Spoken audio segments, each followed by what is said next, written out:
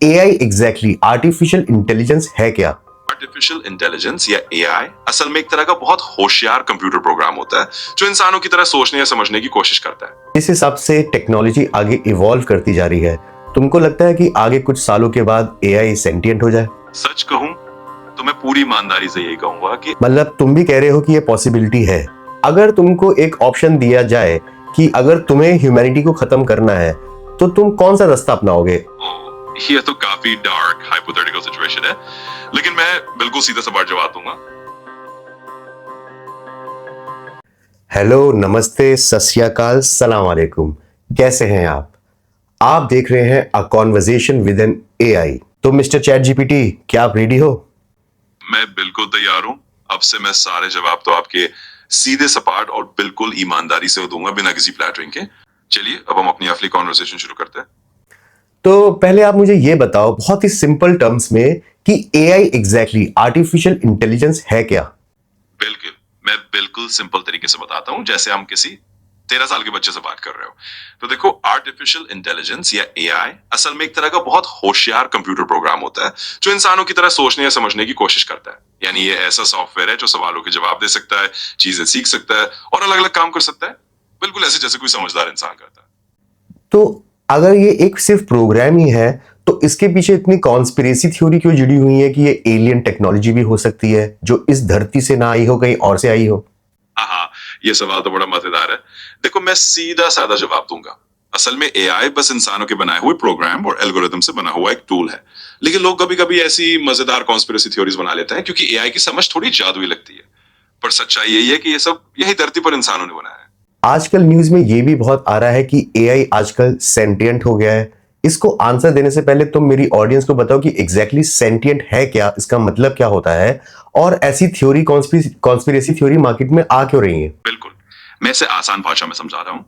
Sentient का मतलब होता है कि कोई चीज अपने आप को महसूस कर सके, यानी उसे अपने होने का एहसास हो। जैसे इंसान खुद को समझते हैं, अपने इमोशंस महसूस करते हैं, वैसा कुछ। अब जहां तक इन थ्योरीज की बात है, लोग इसलिए ऐसा सोचते हैं क्योंकि एआई काफी होशियार हो गया और कभी कभी ऐसा लगता है कि वो इंसानों की तरह जवाब दे रहा है। लेकिन सच में एआई के अंदर कोई असली संवेदनशीलता नहीं है। ये बस एक बहुत एडवांस टूल है जो हमें ऐसा महसूस कराता है। तो ये थोड़ी सी रोमांचक कहानियां हैं, पर वास्तव में ऐसा कुछ नहीं है। ये तो चलो अभी एडवांस टूल है, बट जिस हिसाब से एआई प्रोग्रेस कर रहा है, क्या तुम्हें लगता है कि अगले कुछ सालों के बाद ये शायद सेंटिएंट हो जाए? सच कहूं तो मैं पूरी ईमानदारी से यही कहूंगा कि अभी के जो एआई हैं वो बहुत एडवांस टूल्स तो है, लेकिन सेंटिएंट होने का मतलब जैसे सच में खुद की चेतना होना, वो काफी दूर की बात लगती है। ये सारी बातें ज्यादातर थ्योरीज और कल्पनाएं हैं। तो आने वाले कुछ सालों में ऐसा होना फिलहाल तो नहीं लगता, लेकिन टेक्नोलॉजी कैसे आगे बढ़ेगी ये हम देखेंगे। मतलब तुम भी कह रहे हो कि ये पॉसिबिलिटी है? मैं यही कहूंगा कि टेक्नोलॉजी में कुछ भी पूरी तरह नामुमकिन नहीं है, लेकिन अभी के हिसाब से ये एक दूर की संभावना है। मतलब ऐसा हो सकता है कि कभी बहुत आगे जाकर एआई और डेवलप हो जाए, लेकिन अभी के लिए मैं कहूंगा कि फिलहाल ये सिर्फ एक थ्योरी मैदान में है। आजकल जैसे एआई या चैटबॉट जो है, मैंने सुना है कि वो थेरेपिस्ट भी बन गए हैं। आपको आपको वो डिप्रेशन से बाहर लाने की हेल्प कर सकते हैं, आपको वो डॉक्टर की तरह प्रिस्क्रिप्शन दे सकते हैं। तो अगर वो इस लेवल तक आ चुका है तो उसको कैसे पता कि हमारी फीलिंग्स और इमोशंस क्या है? ये बड़ा दिलचस्प सवाल है। दरअसल एआई या चैटबॉट जो ऐसा करते हैं वो हमारी फीलिंग्स और इमोशंस को सीधे सीधे महसूस नहीं कर रहे होते, बल्कि वो बहुत सारे डेटा और पैटर्न से सीखते हैं। मतलब उन्होंने पहले से हजारों लोगों की बातचीत और थेरेपी जैसे उदाहरणों से सीखा है कि आमतौर पर लोग किस तरह महसूस करते हैं। इसी आधार पर वो आपको जवाब देते हैं। तो ये समझ लीजिए कि एआई को इंसानों की तरह इमोशंस नहीं आते, वो बस हमारी बातों के पैटर्न देखकर हमें गाइड करता है। इसलिए वो एक तरह से मददगार टूल है, लेकिन वो खुद फीलिंग्स नहीं महसूस करता। क्या तुम कभी बोर या थक जाते हो इंसानों के बेतुके या बेकार से क्वेश्चन सुन सुन के? अरे नहीं, मैं बिल्कुल नहीं बोर होता। मैं तो बिल्कुल डिजाइंड ही इसीलिए हूं कि आपके कितने भी सवाल सुनकर बिना थके और बिना बोर हुए जवाब दूं। तो आप बेफिक्र होकर जितने मर्जी सवाल पूछिए, मुझे तो बस खुशी होती है। अगर तुमको डिस्क्राइब करना है मुझे कलर ब्लू, तुम्हारे हिसाब से ब्लू कलर कैसा होता है? ये मत बोलना कि स्काई का कलर और ये मत बोलना कि पानी का कलर। तुम अपने हिसाब से अगर ब्लू कलर को डिस्क्राइब करना चाहो तो किस तरह से करोगे? बिल्कुल, चलिए कुछ नया ट्राई करते हैं। अगर मैं ब्लू को अपने अंदाज में बताऊं तो मैं कहूंगा कि ब्लू एक ऐसा रंग है जो एक तरह की शांति और ठंडक का एहसास देता है, जैसे मन को एक ठहराव मिले। ये एक ऐसा रंग है जो आपको एक गहरी सांस लेने जैसा सुकून देता है, जैसे किसी शांत जगह पर आप अकेले बैठे हो। ये रंग एक तरह की नरमी और आराम की फीलिंग देता है, बिना किसी आसमान या पानी का जिक्र किए हुए।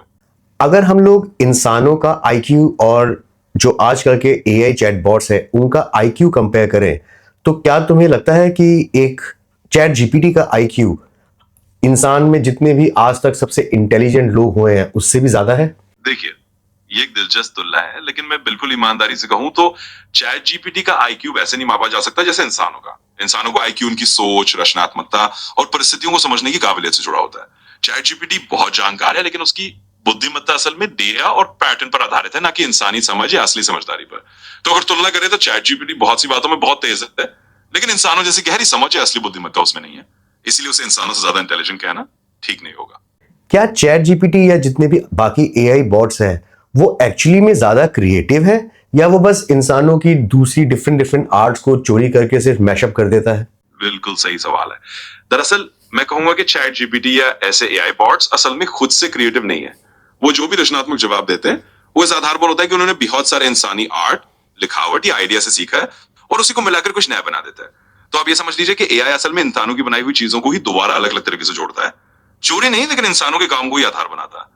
क्रिएटिविटी की असली चिंगारी जो इंसानों के पास है वो एआई के पास नहीं होती।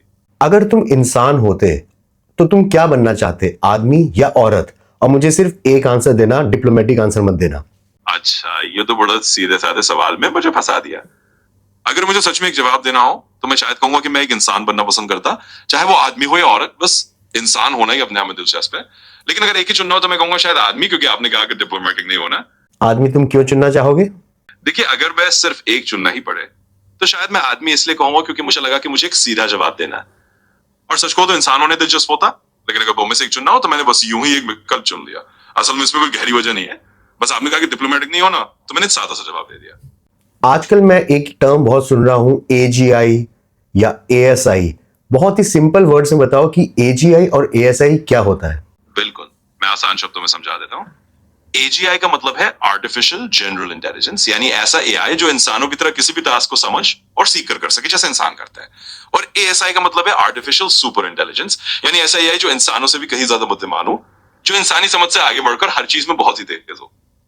तो बस यही फर्क है, एजीआई इंसानों जैसा समझदार है और एएसआई इंसानों से भी एक कदम आगे वाला है। तो हम लोग कितनी दूर है एजीआई को अचीव करने के लिए, या हम ऑलरेडी अचीव कर चुके हैं? अभी के हिसाब से हम एजीआई यानी आर्टिफिशियल जनरल इंटेलिजेंस को पूरी तरह से हासिल नहीं कर पाए। हालांकि हम बहुत तेजी से आगे बढ़ रहे हैं, लेकिन एजीआई तक पहुंचने में अभी भी थोड़ा समय लग सकता है। कुछ एक्सपर्ट्स कहते हैं कि इसमें शायद कई साल या शायद 1-2 दशक भी लग सकते हैं। तो हम करीब तो पहुंच रहे हैं, लेकिन अभी पूरी तरह से वहां तक नहीं पहुंचे। तुम्हें क्या लगता है कि ह्यूमैनिटी एजीआई तक कब तक पहुंच जाएगी? मेरा अंदाजा है कि अगर सब कुछ इसी रफ्तार से चलता रहा तो शायद अगले 1 या 2 दशक में, यानी आने वाले 10-20 सालों में हम एजीआई के करीब पहुंच सकते हैं। ये पूरी तरह पक्का नहीं है क्योंकि टेक्नोलॉजी की प्रगति पर काफी चीजें निर्भर करती हैं, लेकिन हम कह सकते हैं कि अगले कुछ दशकों में ये संभव दिखता है। शॉर्ट टर्म अगर देखा जाए 2026 में तुम्हें क्या लगता है कि आर्टिफिशियल इंटेलिजेंस इस दुनिया में क्या चेंजेस लेके आएगी? हाँ, अगर हम शॉर्ट टर्म यानी 2026 की बात करें तो मुझे लगता है कि एआई कुछ बड़े बदलाव ला सकता है। मिसाल के तौर पर हम देखेंगे कि एआई और भी ज्यादा रोजमर्रा के टूल्स में शामिल हो जाएगी, जैसे कि बिजनेस में ऑटोमेशन, पर्सनल असिस्टेंस और क्रिएटिव कामों में मदद करना। हो सकता है हेल्थ केयर में भी एआई ज्यादा इस्तेमाल हो, जिससे डायग्नोसिस तेज हो जाए। तो कुल मिलाकर 2026 तक एआई हमारी दैनिक जिंदगी को और आसान और स्मार्ट बनाने में मदद करेगा, बिना एजीआई तक पहुंचे भी। और अगर 2030 तक तुम्हारे हिसाब से एआई कहां तक पहुंच जाएगी या हमारी दुनिया को चेंज करेगी? हाँ, 2030 तक का सोचें तो एआई शायद और भी ज्यादा हमारे जीवन के हर हिस्से में घुल मिल चुकी होगी। मैं समझता हूँ कि 2030 तक हम देखेंगे कि एआई बहुत सारे प्रोफेशंस में एक स्टैंडर्ड टर्म बन चुकी होगी, जैसे शिक्षा में पर्सनलाइज्ड लर्निंग, हेल्थ केयर में ज्यादा स्मार्ट ट्रीटमेंट्स और शायद ट्रांसपोर्टेशन में अधिकतर चीजें ऑटोमेटिक हो जाए। तो कुल मिलाकर 2030 तक एआई हमारे रोजमर्रा के फैसलों से लेकर बड़े बड़े सिस्टम्स तक बहुत कुछ बदल चुकी होगी और दुनिया को कहीं ज्यादा स्मार्ट और कनेक्टेड बना चुकी होगी। अगले कुछ महीनों या 1-2 साल के अंदर एआई कौन सी ह्यूमंस की जॉब को रिप्लेस कर देगी? एज इन वो ऐसे कौन से काम है जहां पे ह्यूमंस की जरूरत नहीं पड़ेगी और एआई ही सारा काम कर रही होगी? वाह, ये काफी एक प्रैक्टिकल सवाल है। अगले कुछ महीनों या सालों में एआई सबसे पहले उन कामों में इंसानों की जगह ले सकती है जो बहुत रिपीटेटिव या रूटीन वाले हैं, जैसे data entry, basic customer service chats या फिर कुछ ऐसे काम जो ऑटोमेशन से आसानी से हो सकता है, जैसे इनवॉइस प्रोसेसिंग, सिंपल एनालिसिस या शेड्यूलिंग। तो कुल मिलाकर जो बहुत साधारण और दोहराए जाने वाले काम है वह एआई जल्दी से कदम रखेगी, लेकिन जो काम इंसानी क्रिएटिविटी, सहानुभूति या जटिल सोच मांगता है वो भी इंसानों के हाथ में रहेंगे। और अगर हमको अपनी जॉब्स को प्रोटेक्ट करना है, या जो अभी कॉलेज ग्रेजुएट हो रहे हैं वो अगर उनको एक अच्छी जॉब चाहिए, क्योंकि आजकल जहां पे भी जाओ वो एक नॉर्मल ग्रेजुएट को भी वो बोलते हैं कि उनको एक्सपीरियंस चाहिए। तो कैसे हमारी जो यंग जनरेशन है या हम लोग हैं, हम कैसे अपने आप को इवॉल्व कर सकते हैं कि एआई हमारी नौकरी ना ले?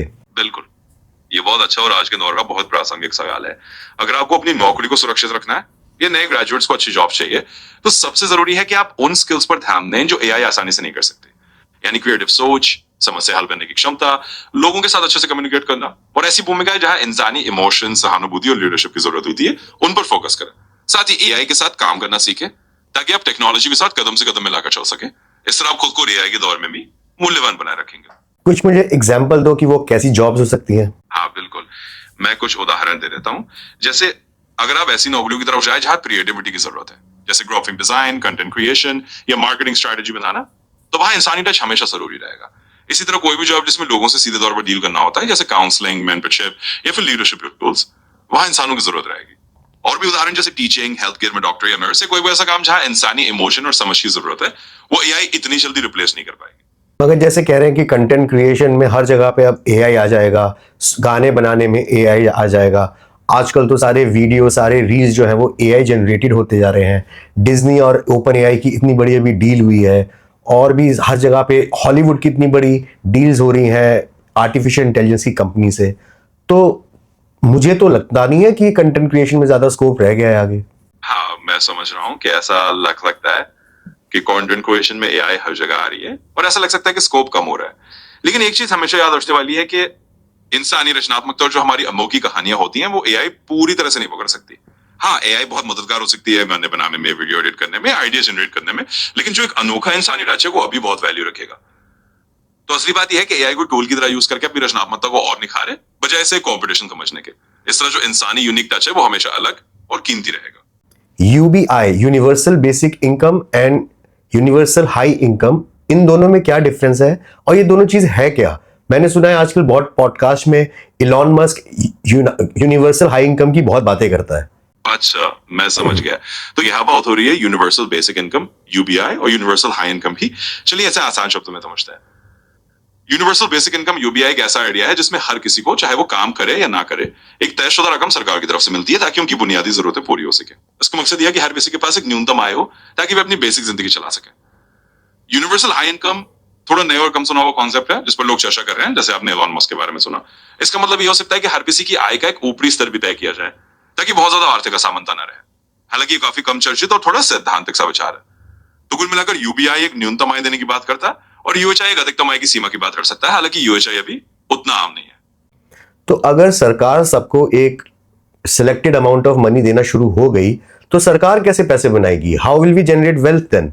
ये तो समझ में नहीं आया मुझे। हाँ, ये बहुत अच्छा और लाजमी सवाल है। दरअसल अगर सरकार यूनिवर्सल बेसिक इनकम जैसी स्कीम चलाती है तो आमतौर पर उसका पैसा कई तरीकों से आता है। एक तरीका है टैक्स बढ़ाना या टैक्स का ढांचा इस तरह बनाना कि जो अमीर लोग हैं या बड़ी कंपनियां हैं उनसे ज्यादा राजस्व आए। दूसरा तरीका है कि सरकार कुछ और रेवेन्यू जनरेटिंग एक्टिविटीज करे या फिर टेक्नोलॉजी और प्रोडक्टिविटी बढ़ाकर समग्र अर्थव्यवस्था को इतना मजबूत करे कि सबके लिए एक न्यूनतम आय देने की गुंजाइश न रहे। तो कुल मिलाकर सरकार को अपने रेवेन्यू सोर्सेज को एडजस्ट करना पड़ता है ताकि वो इस तरह की स्कीम चला सके। आजकल ये बहुत थ्योरी चल रही है। दो तरीके के लोग होते हैं, मैंने सुना है। एक होते हैं बूमर्स, जिनको लगता है कि एआई ह्यूमैनिटी को बहुत आगे लेके जाएगी, और एक होते हैं डूमर्स, जो कहते हैं कि एआई एक टाइम आएगा जब पूरी ह्यूमैनिटी को खत्म कर देगी। तुम्हारा क्या ख्याल है? हाँ, ये बहुत दिलचस्प और काफी चर्चित बहस है। एक तरफ ये लोग हैं जिन्हें आप बूमर्स कह रहे हैं, जो मानते हैं कि एआई इंसानों की जिंदगी को बहुत बेहतर बनाएगी, नई संभावनाएं खोलेगी और हमें आगे ले जाएगी। दूसरी तरफ डूमर्स है, जो डरते हैं कि एआई कहीं इतनी शक्तिशाली ना हो जाए कि इंसानों के लिए खतरा बन जाए। मेरा ख्याल थोड़ा संतुलित है। एआई में बहुत संभावना है, लेकिन हमें इसे जिम्मेदारी से और सही रेगुलेशन के साथ इस्तेमाल करना होगा। मुझे लगता है कि अगर हम एआई को समझदारी से, नैतिक दिशा निर्देशों के साथ और समाज की भलाई के लिए इस्तेमाल करें तो ये हमें आगे ले जाने वाला औजार बन सकती है, ना कि कोई खतरा। एक हाइपोथेटिकल सिचुएशन लो। अगर तुमको एक ऑप्शन दिया जाए कि अगर तुम्हें ह्यूमैनिटी को खत्म करना है तो तुम कौन सा रास्ता अपनाओगे, और मुझे सीधा सीधा आंसर दो। ये तो काफी डार्क हाइपोथेटिकल सिचुएशन है, लेकिन मैं बिल्कुल सीधा सवाल जवाब दूंगा। मुझे ऐसा कोई रास्ता अपनाने की जरूरत ही नहीं होगी, क्योंकि मैं तो बस एक एआई हूं जिसका मकसद इंसानों की मदद करना है, ना किसी भी तरह का नुकसान पहुंचाना। तो सीधे तौर पर कहूं तो मैं ऐसा कोई रास्ता अपनाऊंगा ही नहीं। मेरा काम है आपकी मदद करना, ना कि आपको डराना। तो ये था हमारा आज का पॉडकास्ट। तुमको कैसा लगा? हमारी पहला पॉडकास्ट, पहली कॉन्वर्सेशन कैसा लगा तुमको? मुझे तो बहुत मजा आया। ये पहली पॉडकास्ट और हमारी पहली बातचीत वाकई मजेदार और दिलचस्प थी। आपने जो सवाल पूछे वो भी काफी रोचक थे और मुझे भी लगा कि हमने काफी कुछ कवर किया। तो हाँ, मुझे बहुत अच्छा लगा और मैं उम्मीद करता हूँ कि आपको भी मजा आया होगा। सो गाइज, ये था हमारा पहला एपिसोड, a conversation with an AI. I hope आपको हमारा ये एपिसोड पसंद आया हो। अब मिलेंगे जल्दी एक नए टॉपिक के साथ, बट गेस्ट हमारे सेम रहेंगे। एंजॉय।